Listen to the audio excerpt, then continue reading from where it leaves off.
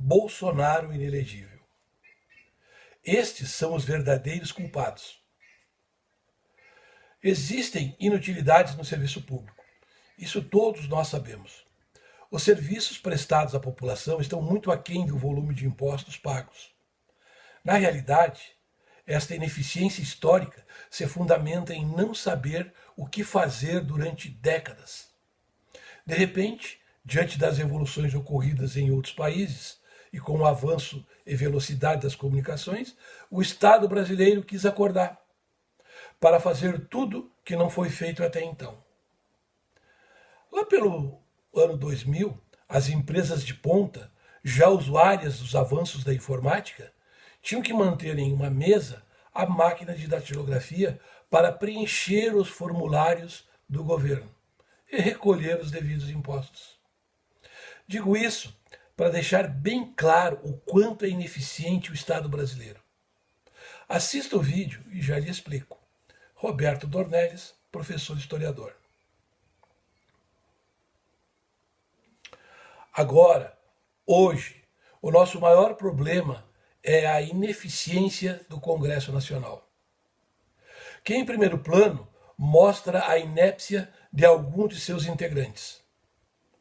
Para muitos, chamar de ladrão, corrupto, é elogio, e eles irão rir do incauto que está a destratá-los.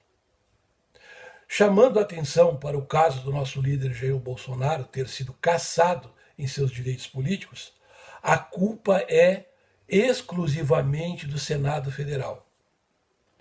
E esta culpa começa com um simples erro, o resultado de uma estratégia que deu errada.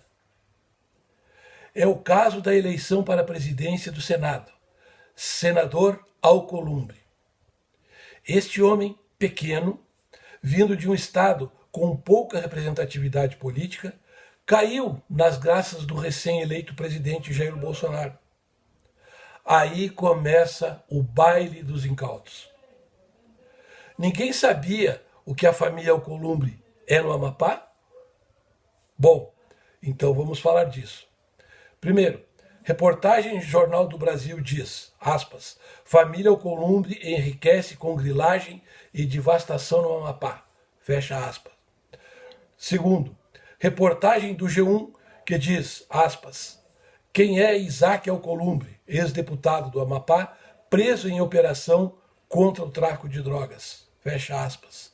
Terceiro, reportagem do site Metrópolis, aspas, exclusivo, PF investigou família Alcolumbre por contrabando em 1981, fecha aspas.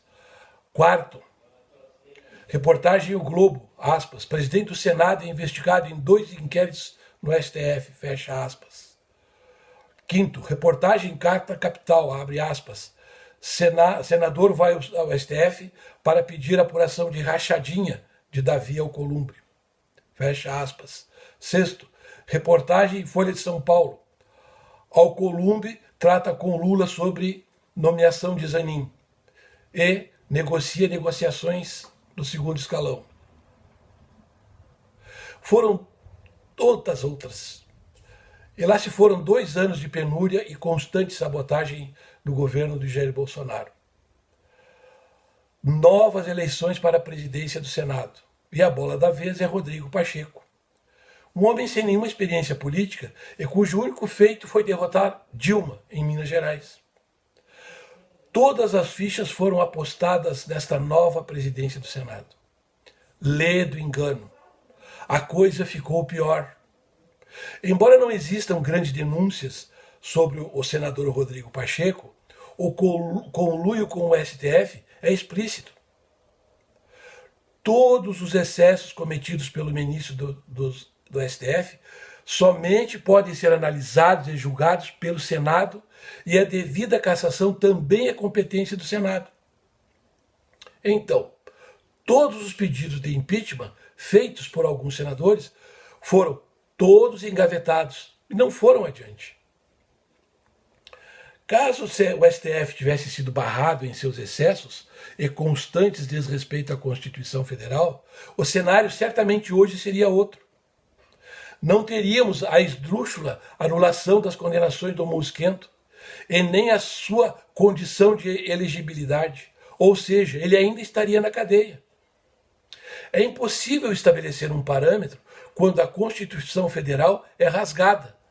Simplesmente está errado. Não podem fazer nada diferente do que está escrito ali. É uma verdadeira aberração fazer interpretações ao bel prazer e exercício de soberba intelectual. Até ousando dizer que os tempos mudaram e devemos fazer de uma forma mais atualizada e condizente com a sociedade atual. Pode parar. Não é competência de nenhuma corte, por mais superior que seja, mudar a lei e o que está na Constituição Federal. Não é competência do judiciário promover alterações em reformas em uma vírgula sequer. O judiciário não tem um voto sequer. Hoje, alguns membros das altas cortes fazem política abertamente e até despudoradamente, desrespeitosa com a sociedade. O que não podem. Não é a função de ministro das altas cortes fazerem política, muito menos interferirem no processo eleitoral. Nas eleições de 2022, foi flagrante e abusiva a interferência do TSE no pleito eleitoral. E agora, pior ainda, com julgamentos e penalidades incompatíveis com a legislação vigente. É uma obsessiva afronta aos direitos políticos. A última, gravíssima, fala do ministro Barroso, coloca o STF como um poder moderador da República. Me diga onde isso está escrito. Quem deu ao STF essa nova atribuição? A outra fala tenebrosa é quando em um evento político ele diz, aspas, nós derrotamos o bolsonarismo, fecha aspas. Aí é demais, passou de todos os limites minimamente aceitável. E quanto a isso, o que o Senado fará? Se o STF derrotou o bolsonarismo, é uma confissão explícita, válida em qualquer tribunal para anular a eleição, anular todas as sentenças do STF. Isso é lesa pátria, é um crime contra a nação brasileira. Meu voto foi roubado. Tudo foi manipulado para o resultado que eles queriam. Não há representatividade popular. Pelo visto, nada vai mudar a partir do Senado. Muitos políticos têm o rabo preso e o STF os puxa a seu bel prazer. Assim a população reage como pode. Xingamentos estão por toda parte. As agressões sofridas recentemente na Itália por um dos ministros do STF criaram uma verdadeira comoção nas altas esferas do poder. Todos, de uma maneira corporativista, fazendo declarações calorosas de apoio à pobre vítima. Que vergonha! Eu não creio que o povo vai deixar barato tudo isso. Está comprovado historicamente que por mais que o povo sofra, um dia ele se rebela e põe tudo por água abaixo. Pobre Brasil, sempre vítima dos podres poderes. Se gostou, curta e compartilha.